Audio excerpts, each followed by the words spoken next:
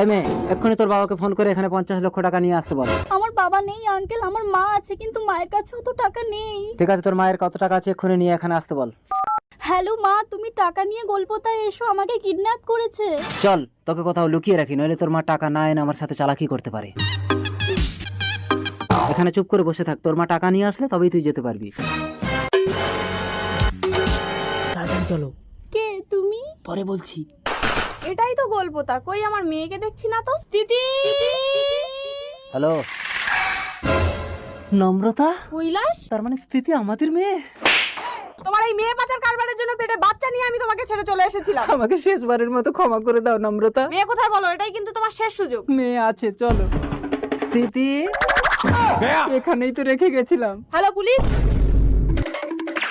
আমার নাম নির্ণয়, তুমি আমাকে বিয়ে করবে? না, আমি মায়ের কাছে যাব। এই কি হচ্ছে এখানে? না না, কিছু না, আমার